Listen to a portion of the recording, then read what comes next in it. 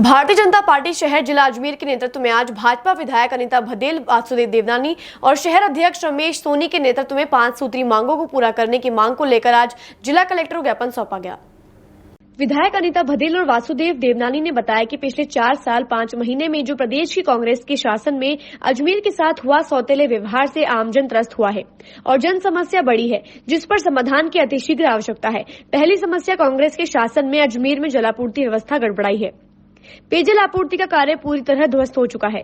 दूसरी समस्या, आनासागर झील के सौंदर्यीकरण के नाम पर जो चारों ओर मिट्टी भर दी गई है, जिससे झील की भराव क्षमता कम हुई है। भाजपा ने पूर्व में भी इसकी रोकथाम की मांग की थी।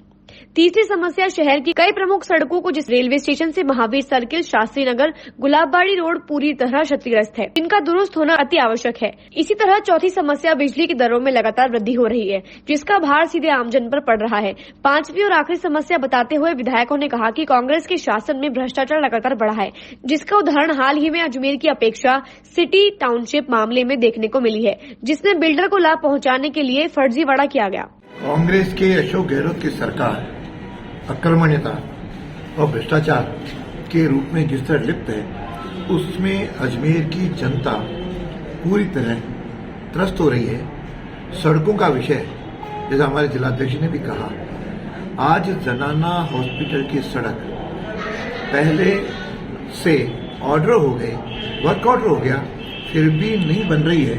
वहां से गर्भवती महिलाएं, आम जन, मरीज निकलते हैं, गिरते हैं, पीड़ित हैं, लेकिन इस प्रशासन के कानों पर जूं तक नहीं रेंग रही।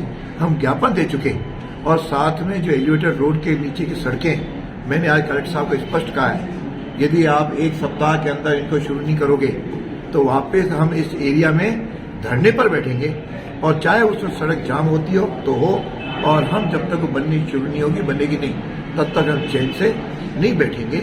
और साथ में मेरे क्षेत्र में विशेष रूप से पानी की, वहां पे बहुत भारी मात्रा में पानी से लोग परेशान हैं। आज भी राज कॉलोनी के लोग, हमने वहां प्रदर्शन किया है। पूरे शहर में ये हालत है कि 5 से 6 दिन में हो रहा है। इसमें टैंकर से लोग डालने की बात हुई है, उसमें टैंकर्स वाले लोगों को वॉल जो खोलता है उसके साथ मिली भगत है, जिसके कारण वॉल न खोल कर लोग परेशान हो और उस आधार पर ये वहां पे अपने पैसा जीत सके। इस पे प्रशासन को तुरंत अंकुश लगाना चाहिए। मेरे विधानसभा क्षेत्र में अजमेर में जो गुलाबबाड़ी का लेवल क्रॉसिंग है, उस पे ओवरब्रिज का काम भारतीय जनता पार्टी के शासन में शुरू हुआ था। अजमेर डेयरी पर फाटक बनाने का काम के ऊपर पुल बनाने का काम भारतीय जनता पार्टी के शासन में शुरू हुआ था, लेकिन RSRDC ने भ्रष्टाचार के कारण से, काम नहीं करने की मंशा के कारण से, राज्य सरकार के पैसे नहीं देने के कारण से वो काम बीच में ही रोक दिए हैं। और गुलाबबाड़ी के नीचे से जो जाने वाला एकमात्र मार्ग है, जो गुलाबबाड़ी से मदार की तरफ जाता है, उसकी सड़क इतनी बदहाल है कि आदमी नीचे से नहीं निकल सकता। ओवरब्रिज के कारण से ट्रैफिक जाम होता है, वो अलग। तो दोनों ओवरब्रिज की बात कही है। इसके साथ ही मेयो लिंक रोड, जो एक मुख्य मार्ग है, उस मेयो लिंक रोड की बहुत बुरी हालत है, उसको ठीक करने की यहाँ मैंने बात की है। और साथ ही साथ जो एस्केप चैनल है, एस्केप चैनल में जो रैंप्स बनाए गए हैं, वो रैंप बनाते समय उसका सारा मलबा वहां छोड़ दिया गया है। एस्केप चैनल की गंदगी के कारण से लोगों का जीना दुर्वार है। तो एस्केप चैनल और साथ साथ में जो खानपुरा तालाब हमारा है, उस खानपुरा तालाब में क्योंकि काश्तकारों को परेशानी होती है, 1 करोड़ रुपया डिपार्टमेंटल स्वीकृत हुआ है, लेकिन अधिकारी उस 1 करोड़ रुपया को भी खुर्द-बुर्द करने की कोशिश में लगे हुए हैं। तो ठीक प्रकार से उसका काम हो जाए, जो काश्तकारों के लाभ में आए, काश्तकारों के लिए उपयोगी हो। तो ये सब विषय मैंने कहे हैं। और ये जो राहत कैंप को एक जो दिखावा सरकार कर रही है, निश्चित रूप से ये स्पष्ट प्रतीत भी हो गया कि जिस प्रकार से वो जनता को भ्रम में डाल करके और भोजाल में फंसाना चाह रही है, लेकिन आज उनकी स्थिति उनके संगठन की हमको ध्यान में आ रही है कि किस प्रकार से उनकी सस्पर्टोवल आपस में कांग्रेस पार्टी के अंदर हो रही है। और आज निश्चित रूप से मैं कह सकता हूं कि जो कल सचिन पायलट जी जनसंघर्ष यात्रा यहां से प्रारंभ कर रहे हैं, इस कांग्रेस सरकार के आपसी फुटबॉल का एक बहुत बड़ा मापदंड है।